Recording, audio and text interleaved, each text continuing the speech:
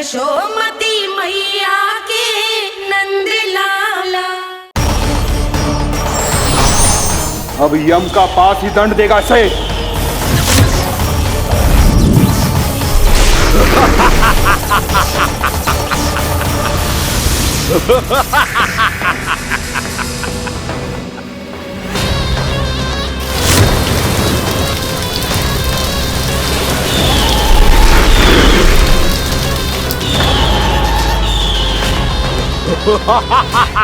तूने जल की धार को भले ही काट दिया हो दुष्ट, पर हिम में धार नहीं होती। अब मेरी हिम शक्ति तुझे जमाकर नष्ट कर देगी।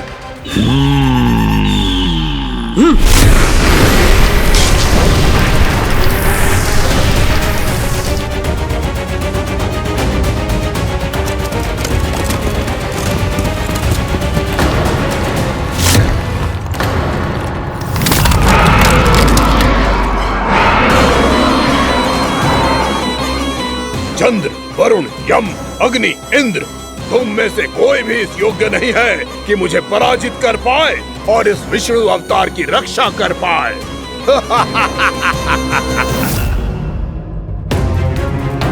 इस असुर को तो देवता कुछ ना बिगाड़ पा रहे हैं। अब क्या होगा खाना का? बकासुर, मैं अपनी किरणों की ताप से तुझे छल्दी छल्दी कर दूंगा।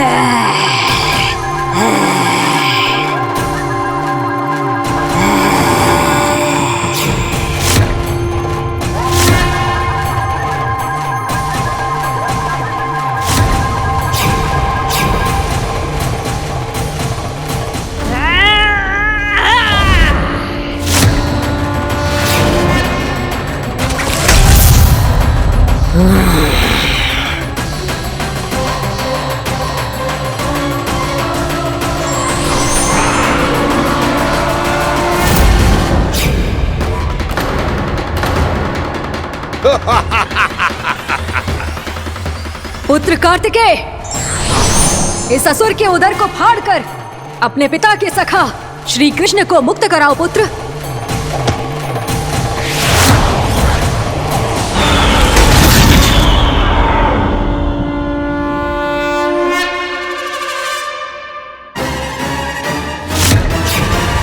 मैंने कहा था, तुम में से कोई भी मेरा बाल भी बांका नहीं कर पाएगा। तुम देवताओं का तो सामर्थ्य ही क्या, स्वयं देवों के देव महादेव भी मेरा कुछ नहीं बिगाड़ पाएंगे।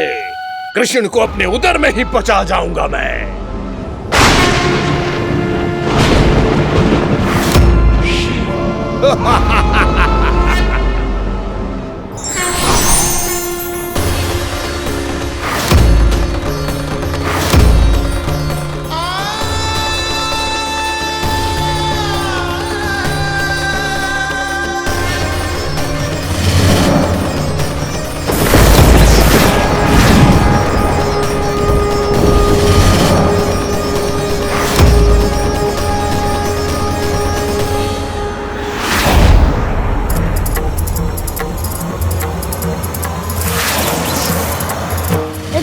शिव शंकर का त्रिशूल है। एक ही बार में इस असुर का प्राण ले लेगा ये। हाँ, महादेव का त्रिशूल।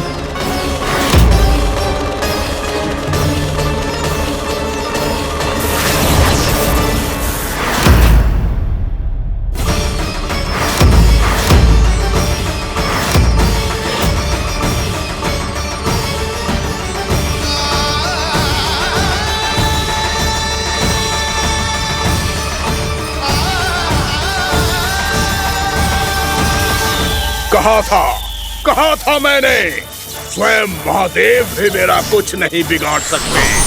अजय हूं मैं, अजय।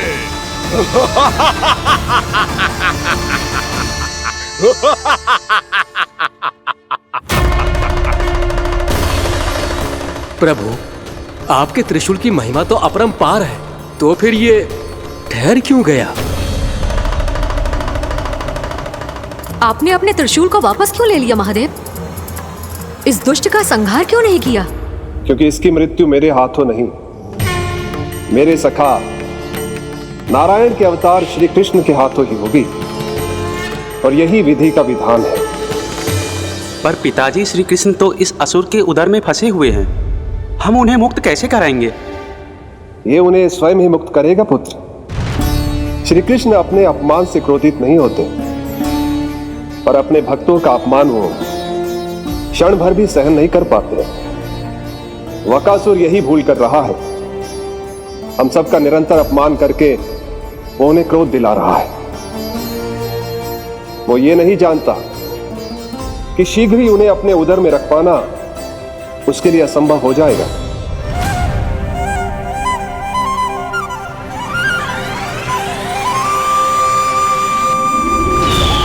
क्या हुआ महादेव?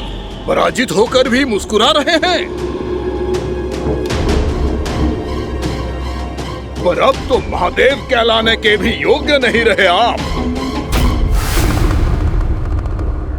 असफल देवताओं की इस अयोग्य सेना को लेकर चले जाइए यहाँ से। ना ये मेरा सामना कर सकते हैं और ना ही आप। मेरी शक्ति के सामने आप अक्षम हैं महादेव।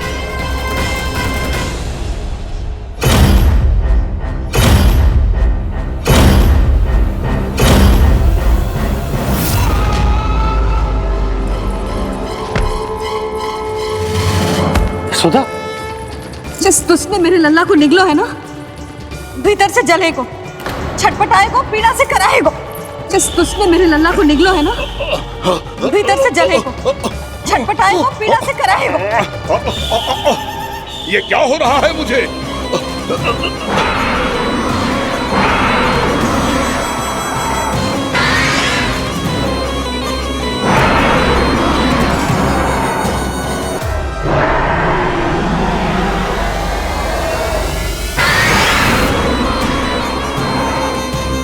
मुझे ऐसा क्यों लग रहा है जैसे भीतर से जल रहा हूं मैं?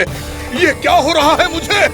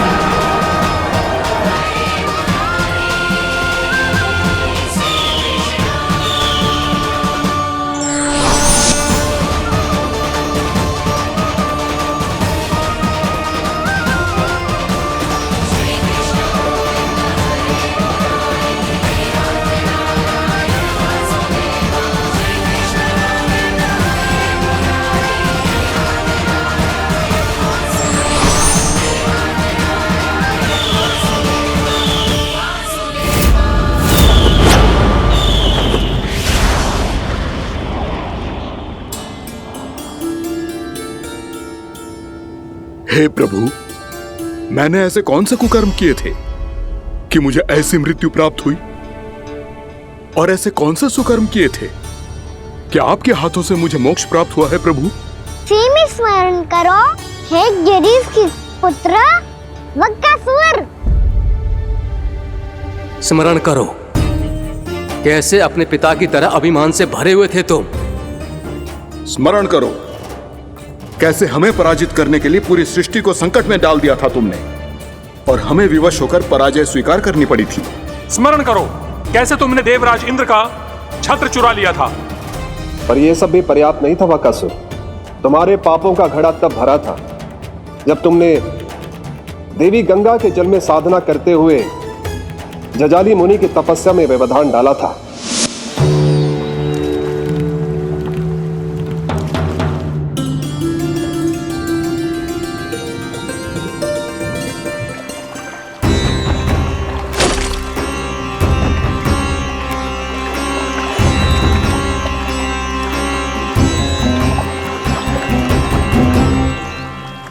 रुक क्यों गए चालक?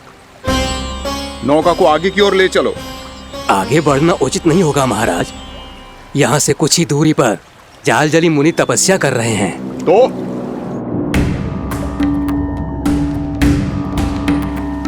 मेरे मत्स्य आखेट के क्षेत्र में इसने तपस्या करने की भूल की है।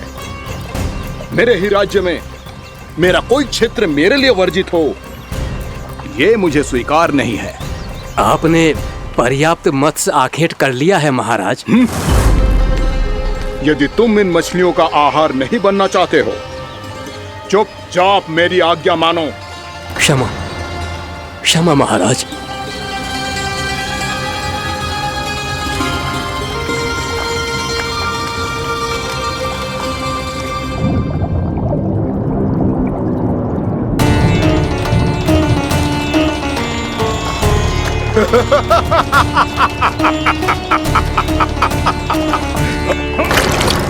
मुनिवर रक्षा कीजिए, रक्षा कीजिए मुनिवर, हमारे प्राण बचाइए मुनिवर, मुनिवर हमारे प्राण बचाइए।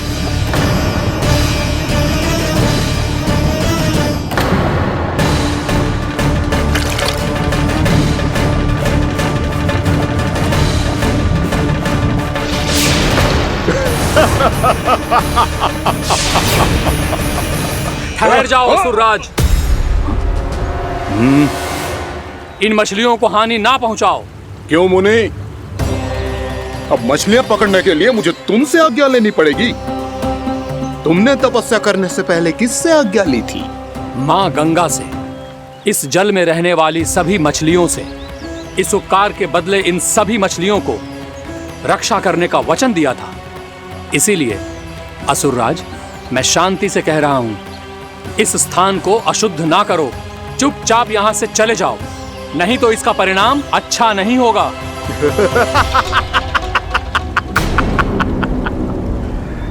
तुम जिन देवताओं की तपस्या कर रहे हो ना मुनि, उन्होंने भी मेरा कुछ नहीं बिगाड़ पाया था, और तुम मुझे धमकी देने का दुस्साहस कर रहे हो।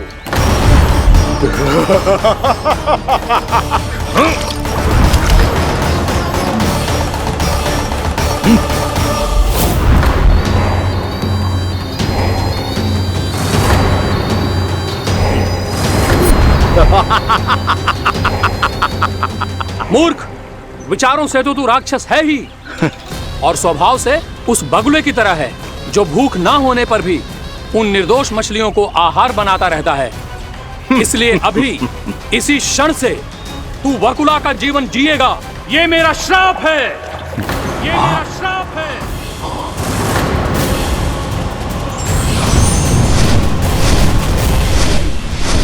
श्राप पाने के बाद तुम्हें आभास हुआ कि तुमने कितना बड़ा अपराध किया था, और तब तुम जजाली मुनि से क्षमा याचना करने लगे। तुम्हारे अपराध बोध को जानकर मुनि श्रेष्ठ शांत हुए और उन्होंने तुम्हें वरदान दिया। श्राप से मुक्ति का एक ही मार्ग होता है असुर, पश्चाताप। तुम्हें अपने भूल का पश्चाताप है, इसीलिए मैं तुम्हें वरदान देता हूं। तुम्हें मेरे श्राप से मुक्ति अवश्य मिलेगी। स्वयं प्रभु श्री नारायण के अवतार इस बगुले के देह के बंधन से तुम्हें मुक्त करेंगे।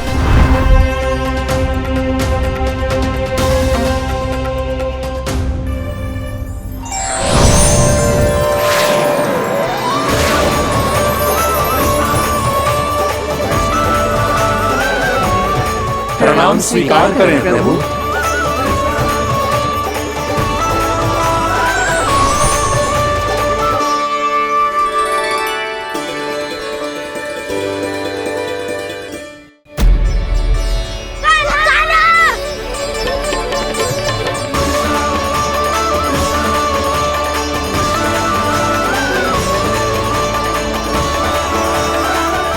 मुझे ना बताओ कि तुम सबने क्या देखो है, शायद जो देखो है, बस मैया से कछु मत ही बताना। कान्हा!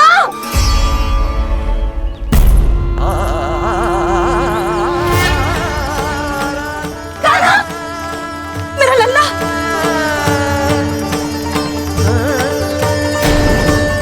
भानु बता रहा था तुझे कोई असुर पंछी निकल गया था। हाँ?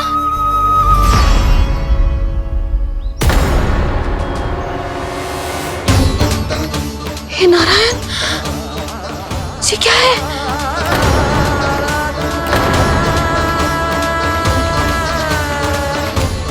ये सब कैसे हुआ लल्ला? हाँ? कोई बताएगा मुझे ये क्या है?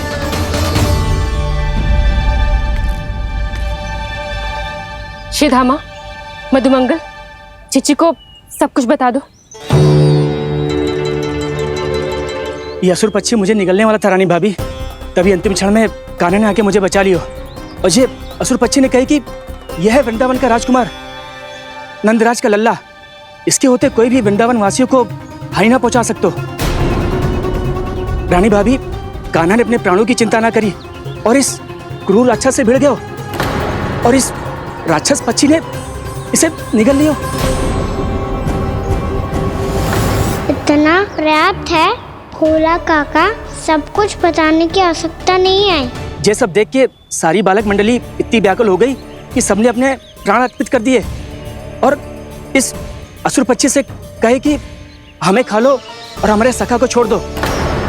इन बालकों का पराक्रम देख के सभी देवतागण यहाँ आ गए और उनके हृदय भी पिघल गए और उन्होंने इस राक्षस पक्षी से युद्ध करके इसे मार गिराया। देवताओं के राजा इंद्र के वज्र का प्रहार तो मैंने अपनी आंखों से देखा है ताई जी। और फिर उसके बाद अग्निदेव ने अग्निवस्त्र का प्रहार किया।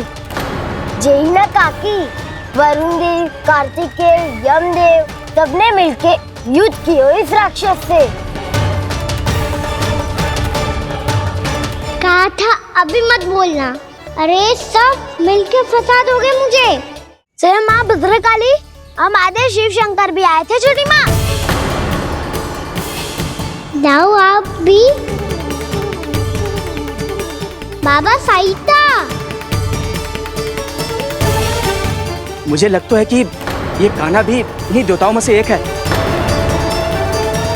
संभव तो है जीजी। स्मरण है, पूतना और तृणावर्त के आक्रमण के समय भी ऐसा ही हुआ था।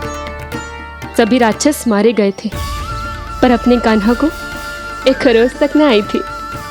हाँ जीजी, मुझे लगता था कि श्री नारायण की विशेष कृपा है हमारे कान्हा पे, पर अब तो देख के लग रहा है कि हमारा कान्हा ही स्वयं श्री नारायण है। या फिर उनका अवतार है ये। अरे बस करो तुम सब, ऐसा कछु ना है। अरे जितनी बात सुनी है उससे तो यही लग रहा है कि कान्हा देवताओं और असुरों की युद्ध के बीच में फंस गया था। उसका इस सब से कोई लेना देना ना है। तो फिर इसके तन पे एक भी खरोच क्यों ना आया नंदराज? हाँ,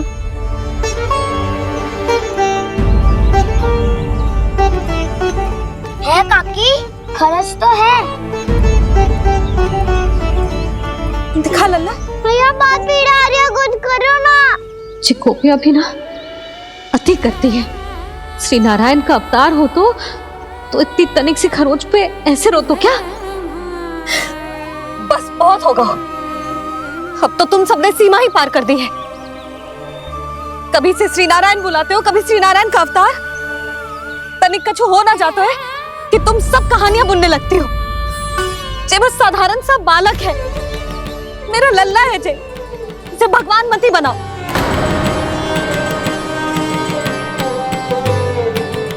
और तू, क्या आवश्यकता थी तुझे यहाँ आने की? हाँ, वो भी मुझे बिना बताए। मेरे से छल करके आए हो तू। अब तू घर चल, ऐसा दंड दूंगी ना कि मैया बहुत पीड़ा हो रही है। मैया बहुत पीड़ा हो रही है मैया। हाँ लल्ला, तू घर चल, मैं तुझे औषधि लगा दूंगी। हल्दी का लेप लगाऊंगी ना, झट से ठीक हो जाएगा। चल चल।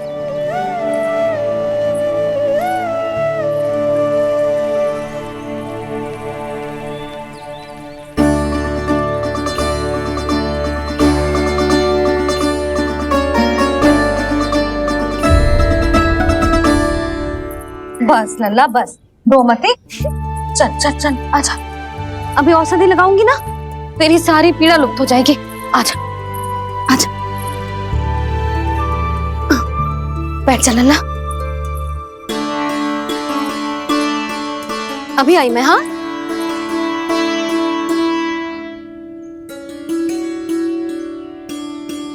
मैया। अरे तो अभी तक रो रो है? क्या कह रही थी सारी गोपियां? बता। के मेरा लल्ला श्री नारायण का अवतार है, दिव्य है, भगवान है। और जो भगवान इतनी छोटी सी चोट पे रोते हैं क्या?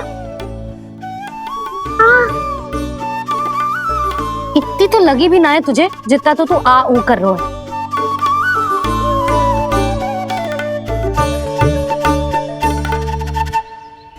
आओ ना, करूंगो।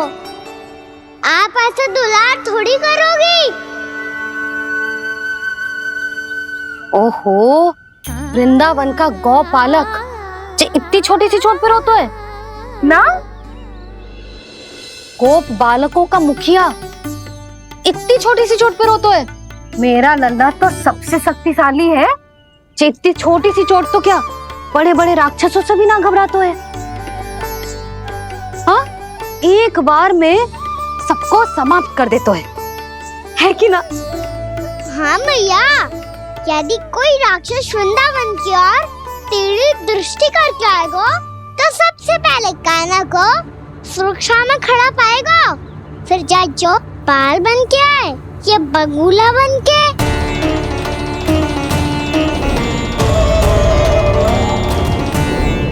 ना लल्ला, सोचो भी मती। वृंदावन की सुरक्षा करना तेरा दायित्व ना है। तुझे और कोई संकट का सामना करने की आवश्यकता ना है। अभी तो मेरी पीड़िता का हरण कर रही थी, अचानक से क्या हो गया मैया को? कोई आवश्यकता ना है तुझे ऐसे संकटों का सामना करने की। आने दे आज तेरे बाबा को, सीधा सीधा बोल दूंगी। बहुत हो गए उनके तर्क वितर्क। मेरा फूल सा लल्ला वन में अकेले गौचारण के लिए ना जाएगो। आज बगुले ने निकल लियो, कल कछु और हो जाए तो? नारायण ना करे, कहीं कछु ऊंच नीच तुझे कछु हो जाए तो? मैं तो जीते जी मर जाऊंगी।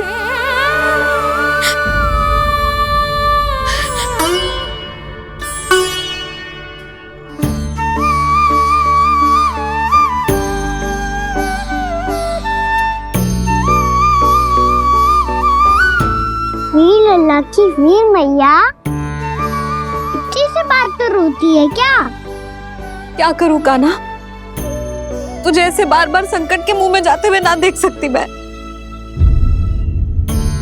तो फिर मैया मैं वचन देता हूँ, आज के बाद मैं गौचारण के लिए तभी जाऊंगा जब आप आज्ञा दोगी। पक्का? छल ना करेगो ना मेरे साथ? मैंने कब छल करो मैया? अच्छा ठीक है, ना करूँ छल। यदि आपसे पूछे बिना बाहर निकलो तो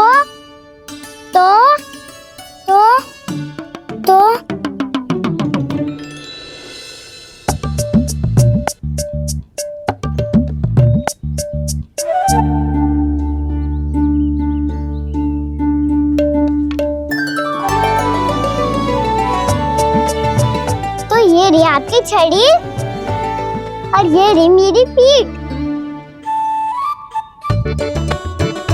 चेक देना तापर तोड़। ठीक है, जब तूने अपना दंड निर्धारित कर ही लियो है तो सोच ले, अब अगर तूने मेरी बात ना मानी तो तोड़ तोड़ छड़ी पड़ेगी, समझ आई?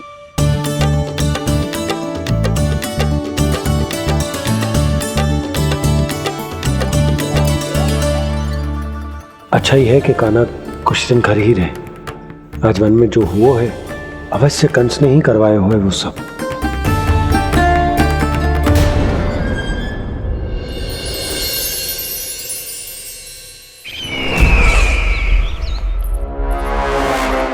आपका ये धनुष तो सबसे अधिक शक्तिशाली था महाराज, ये कैसे टूट गया? कहीं ये बकासुर की पराजय का संकेत तो?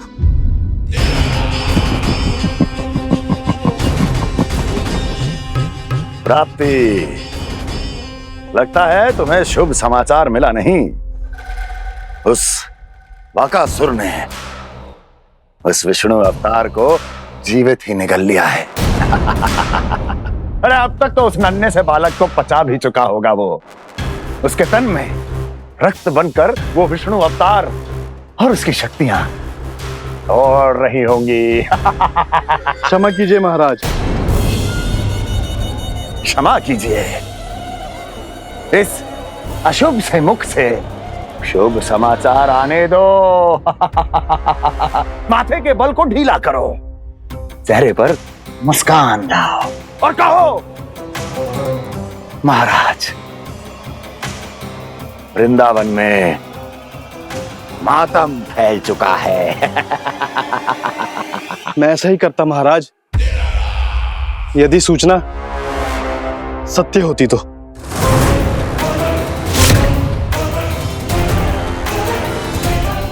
कहना क्या चाहते हो?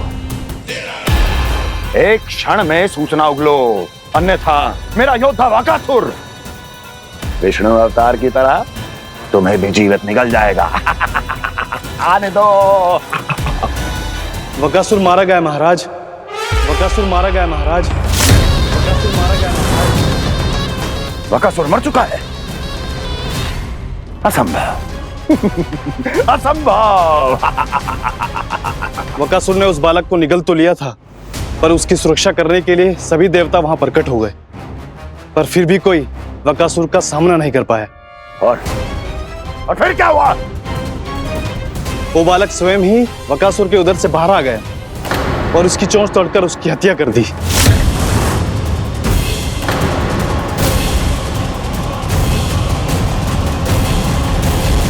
वन में बकासुर की चोंच टूट गई और यहाँ आपका ये धनुष।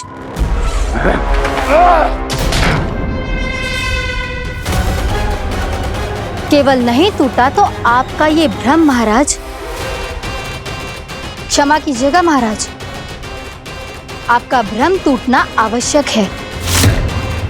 आवश्यक है आपको यह आभास होना कि उस विष्णु अवतार को पराजित करने के लिए आपके साधारण योद्धाओं में वो सामर्थ्य नहीं है। अच्छा सर, पूतना, तृणावर्त, बकासुर, ये सब साधारण नहीं थे प्राप्ति, साधारण नहीं थे। फिर तो ये और भी अधिक चिंता का विषय है महाराज, क्योंकि इसका अर्थ तो यही हुआ कि वो विष्णु अवतार कुछ अधिक ही असाधारण है और उसका सामना करने के लिए और उसे मिट्टी में मिलाने के लिए आपको एक ऐसे अस्त्र की आवश्यकता है जो उसके सामने ना झुके और ना ही टूटे।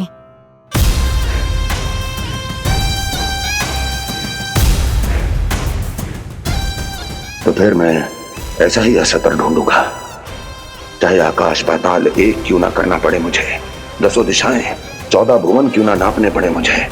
मैं उस अस्त्र को अवश्य ढूंढ निकालूंगा जो उस विष्णु अवतार के प्राणों की डोरी इस धनुष की तरह तोड़ सके।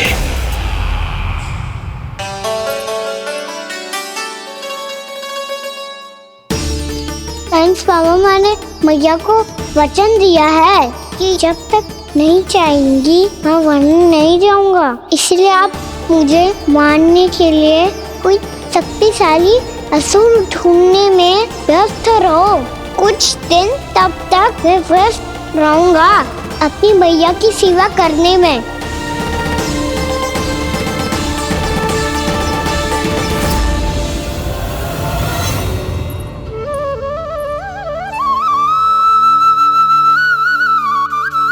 लो मैया, तुलसी जी को चढ़ाने के लिए जल।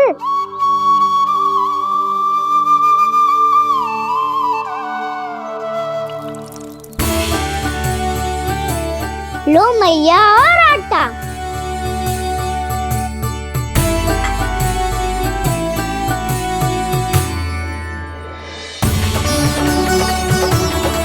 लो मैया, बेलन।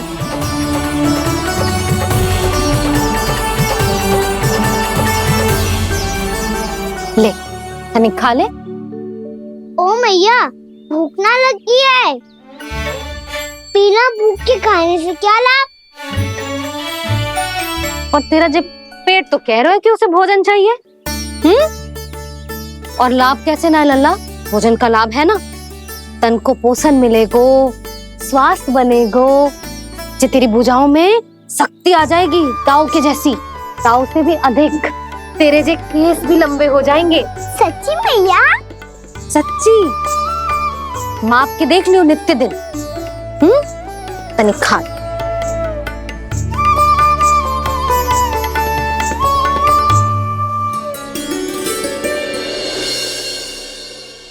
मान के मैया का कहना, छक के भोजन खाते हैं,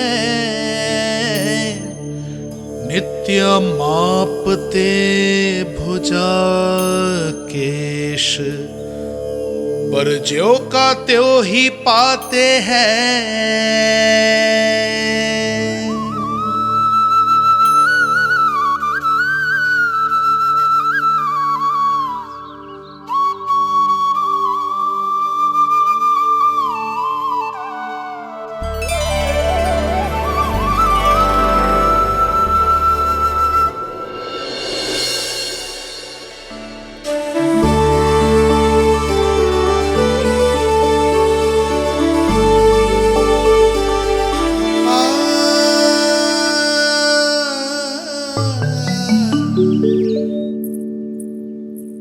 ले लल्ला, फल खाने।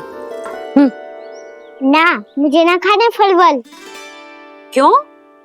लंबे केस और शक्तिशाली भुजाएं ना चाहिए? व्यर्थ है ये सब।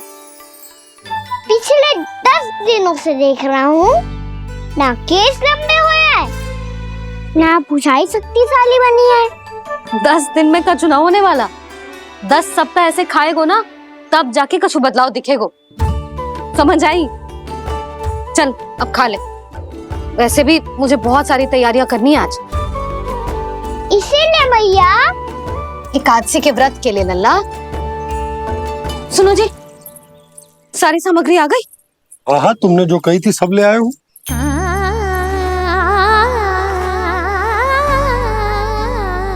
इसमें नारियल तो है ही ना, उसके बिना मैं एकादशी की पूजा कैसे करूंगी? यशोदा, मैंने भोला से कह दिया, वो लेकर आते ही होगा। घबराओ मत। कैसे ना घबराओ जी, आपको पता है ना एकादशी का व्रत मेरे लिए कितना महत्वपूर्ण है। पता है।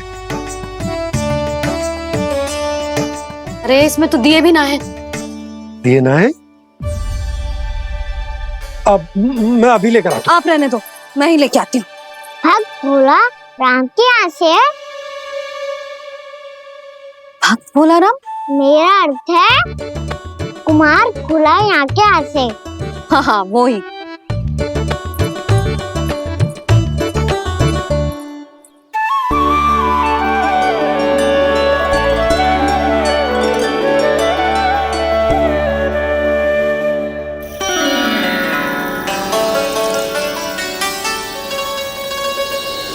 श्री हरि, श्री हरि, मेरे श्री हरि।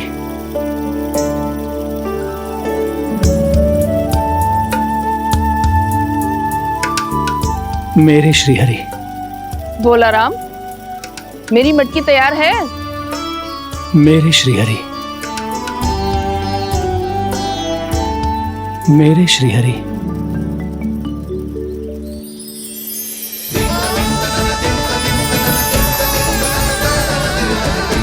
भोला राम,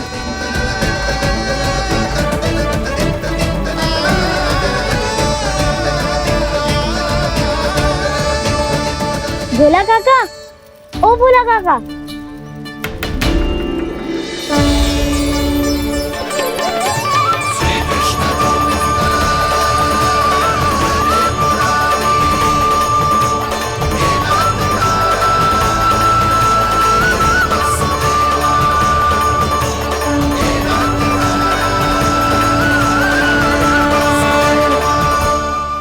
अरे श्रीहरि प्रसन्न हो गए।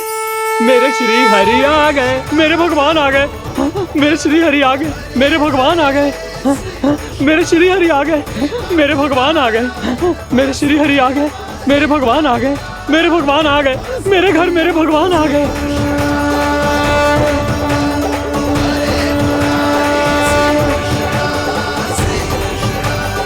मेरे घर आ गए, मेरे श्री हरि आ गए। हाँ, मेरे श्री हरि आ गए। जे तो बावले थे ही, अब बालकन को भी साथ में मिला लिए। उज्जवल क्या कर रहा है? अरे ठहर जा भोला।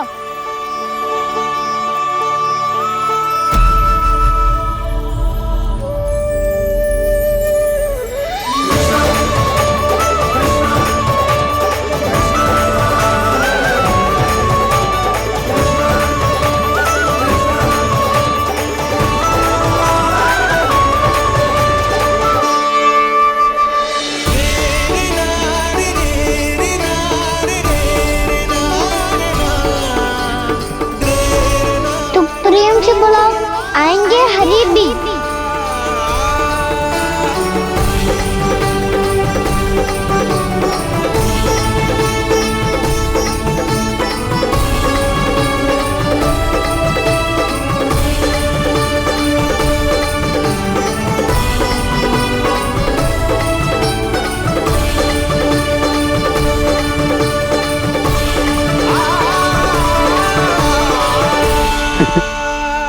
क्या वो गाना?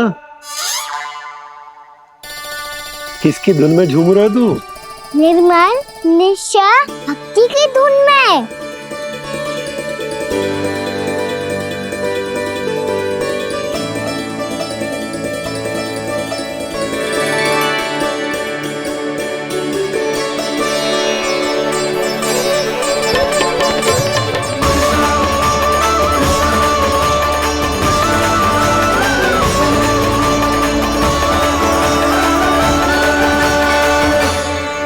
अरे क्या हो गया इन्हें? पावले हो गए हैं क्या? ठहरो, कोई आवश्यकता ना है ऐसे बावलों की तरह नाचने की।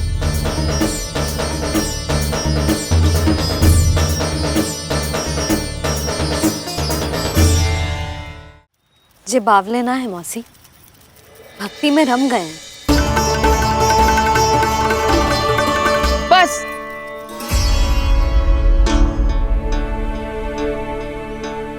हम सब कब से खड़े हैं यहाँ, पर तुम्हें कुछ ध्यान ही रहा है।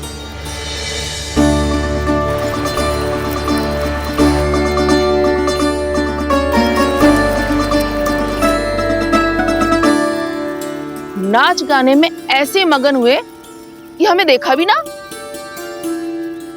मुझे नाचते हुए देख मेरे श्री हरि को इतना आनंद आ रहा था कि मैं अपने आप को रोक नहीं सका। और वैसे भी मेरे जन्म का एकमात्र उद्देश्य है श्री हरि की सेवा करना, श्री हरि को प्रसन्न करना। तुम बावले हो भोला राम, या हमें बावला बना रहे हो? श्री हरि और तुम्हें देख रहे हैं? हाँ, अभी वो यहीं थे, देख रहे थे। भोला काका, आपने भी ना अति कर दी। अब हमें भी बताओ तनी, कहाँ थे श्री हरि?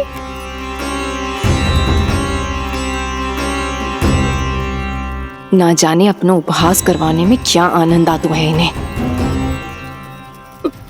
देखो, अब तुम सच मानो या झूठ, लेकिन हमरे श्रीहरि यहीं थे, इसी चाक पर अभी। हाँ, लो सुन लो इस मूर्ख की बात। श्री हरि को और कोई स्थान ना मिलो जो इसके मिट्टी के चाक पे आकर बैठेंगे। श्री हरि को और कोई स्थान ना मिलो जो इसके मिट्टी के चाक पे आकर बैठेंगे। श्री हरि को और कोई स्थान ना मिलो जो इसके मिट्टी के चाक पे आकर बैठेंगे।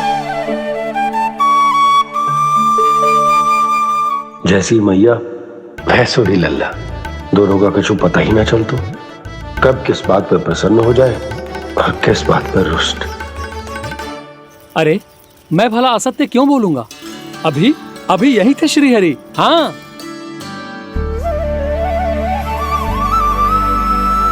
हाँ, जैसे श्री हरि को तो कोई कार्य है ही ना, वो तो आतुर होके बैठे रहते हैं कब तुम हरि हरि बुलाओ और वो दौड़े चले आए। भगवान तो भक्तों के पास आने के लिए सदैव आतुर रहते हैं, बल्कि सत्य तो यह है कि भक्तों के मन में ही निवास करते हैं भगवान। कान्हा के नटखट लीला और मजेदार कारनामे देखने के लिए चैनल को सब्सक्राइब करें और बेल आइकॉन दबाना न भूलें।